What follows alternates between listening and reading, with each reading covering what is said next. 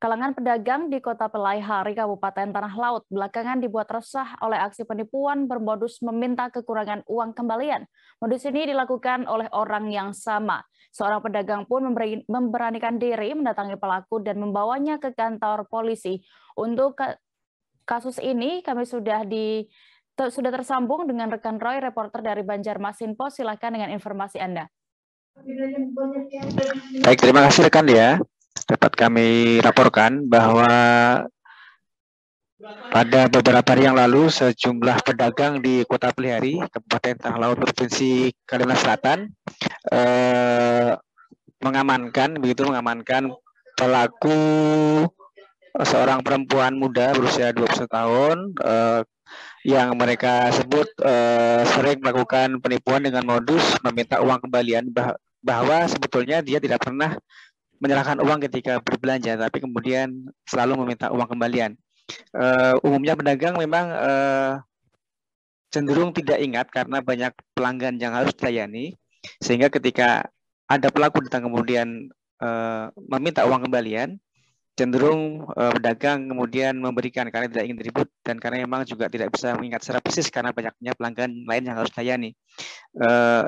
Mereka juga menginformasikan bahwa aksi yang dilakukan oleh pelaku ini sudah pernah terjadi pada tahun lalu 2021 dan ketika itu juga pernah diamankan oleh mereka sendiri, dan juga waktu itu pelaku membuat pernyataan yang sempat juga mereka videokan seperti itu bahwa tidak akan mengulangi. Tapi kemudian kembali lagi tahun ini diulangi lagi dan juga persis pada bulan Juli pada waktu yang sama, dan karena merasa telah cukup dibikin geram, akhirnya beberapa pedagang yang merasa pernah menjadi korban perbuatan pelaku, kemudian mereka mengamankan, dan pada kemarin mereka membawa pelaku tersebut ke Polsek Pelaihari untuk diminta membuat dan menandatangani surat pernyataan untuk tidak mengulangi perbuatan seperti itu, dengan tujuan memberikan efek jera.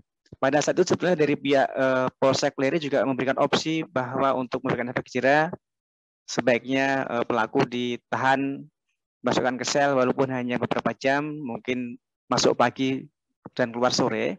Itu opsi mereka untuk memberikan efek jera. Tapi waktu itu para pedagang juga dengan pertimbangan rasa kemanusiaan, karena pelaku adalah ibu muda yang juga masih memiliki batita yang masih berusia kurang dari 2 tahun, yang masih menyusui, sehingga mereka juga iba dan tidak memilih opsi untuk memberikan efek jera dengan memasukkan ke sel walaupun hanya beberapa jam. Cukup dengan pernyataan tertulis untuk tidak lagi mengulangi perbuatan yang selama ini menurut mereka makin bikin resah mereka, karena perbuatan tersebut juga cukup merugikan, karena bagi sebagian pedagang keuntungan yang mereka dapat sehari kadang juga cuma puluhan ribu, dan ketika katakanlah pelaku bermodus meminta uang kembalian, katakanlah menyebut telah menyerahkan uang 100.000 dengan belanjaan 10.000, artinya pedagang yang kena tipu harus mengeluarkan uang 90.000 seperti itu. Padahal dalam sehari juga kadang-kadang sebagian dari mereka juga tidak mendapatkan keuntungan yang banyak.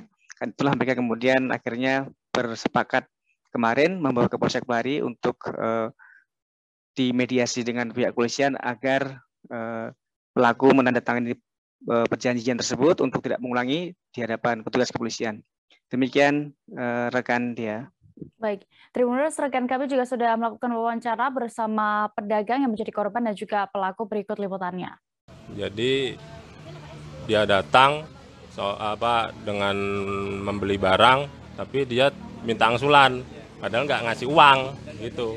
Pun belanja, tapi modusnya minta angsulan yang uangnya katanya 100.000, terus belanjanya 10.000, minta kembaliannya 90.000 kan jadinya gitu.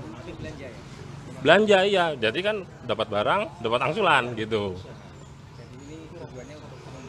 Efek jera, lantaran gini, kalau saya pribadi dengan istri maunya ya dipenjarakan, lantaran kesepakatan dari para pedagang yang jadi korban, karena saudari ini, pelaku ini punya anak batita, jadi ya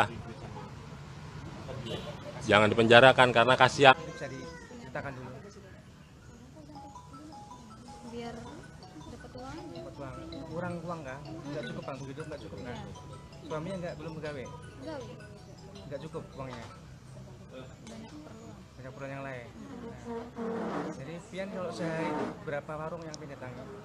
Tergantung, paling ya ada satu warung aja yang berhasil. Nggak punya keterampilan lain mungkin kerja apa? Nggak punya. Bikin kue atau apa? Kerja sih di rumah goreng-goreng kerupuk. Nah ini kan coba barangkali setelah ini pian gimana? Merasa menyesal kah atau gimana atau enggak atau gimana? Menyesal ya. Pian bisa ucapan mungkin penyesalan kepada orang-orang yang mungkin pernah pian kerjain mungkin. Mungkin pian bisa sampaikan penyesalan pian kepada orang. Terima kasih sudah nonton. Jangan lupa like, subscribe, dan share ya.